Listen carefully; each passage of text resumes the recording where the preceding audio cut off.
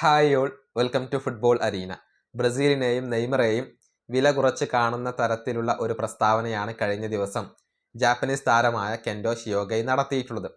അതായത് നെയ്മർക്ക് ഇപ്പോൾ പഴയ കളിമികവൊന്നും ഇല്ല, അതുകൊണ്ട് തന്നെ നെയ്മറെ പേടിയില്ല. അതുപോലെ തന്നെ ബ്രസീൽ കിരീട ഫേവറേറ്റുകളല്ല, അതുകൊണ്ട് തന്നെ അവരെയും അത്ര പേടിക്കുന്നില്ല. പഴയ പോലെ അത്ര കരുത്തരൊന്നുമല്ല ബ്രസീൽ എന്നൊക്കെയാണ് കെൻഡോ ഷിയോഗൈ പറഞ്ഞിട്ടുള്ളത്. ഇത് ബ്രസീലിൽ വലിയ രൂപത്തിൽ ചർച്ചയായിട്ടുണ്ട്. മാർക്കീഞ്ഞോസിനോട് ഇതേക്കുറിച്ച് ചോദിച്ചിരുന്നു. അതായത് ജാപ്പനീസ് താരത്തിന്റെ ഈ പ്രകോപനത്തെ എങ്ങനെ നോക്കിക്കാണുന്നു എന്നായിരുന്നു ചോദ്യം.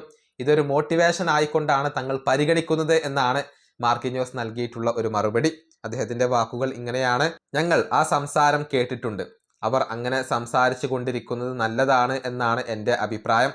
കാരണം ഞങ്ങളുടെ ടീമിനെ അവർ മോട്ടിവേറ്റ് ചെയ്യുകയാണ്. ഒരു മാസത്തോളമായി ഞങ്ങൾ ഇവിടെ അമേരിക്കയിൽ വളരെ സീരിയസ് ആയിക്കൊണ്ടാണ് ഞങ്ങൾ ഇവിടെ വർക്ക് ചെയ്തുകൊണ്ടിരിക്കുന്നത്. ഞങ്ങളുടെ ലക്ഷ്യത്തിന് വേണ്ടി ഞങ്ങൾ ഫൈറ്റ് ചെയ്യുകയാണ്. അതുകൊണ്ട് തന്നെ ഇത്തരം സ്റ്റേറ്റ്മെന്റുകൾ ഞങ്ങളെ മോട്ടിവേറ്റ് ചെയ്യുകയാണ് ചെയ്യുക. ഇന്ന് ഫുട്ബോൾ മാറിയിട്ടുണ്ട്, കൂടുതൽ ബാലൻസ്ഡ് ആണ്. കഴിഞ്ഞ ക്ലബ്ബ് വേൾഡ് കപ്പിൽ നമ്മൾ അത് കണ്ടതാണ്. ചെറിയ ടീമുകൾ പോലും നന്നായി പെർഫോം ചെയ്യുന്നു. പക്ഷെ പലപ്പോഴും എതിരാളികൾ ബ്രസീലിനെ വില കുറച്ച് കാണുന്നു. അവരിൽ ചെറിയ ഒരു അഹങ്കാരം ഞാൻ കാണുന്നുണ്ട്. ഞങ്ങളുടെ ക്വാളിറ്റി എന്താണ് എന്നുള്ളത് ഞങ്ങൾ ഈ മത്സരത്തിൽ തെളിയിക്കേണ്ടതുണ്ട്.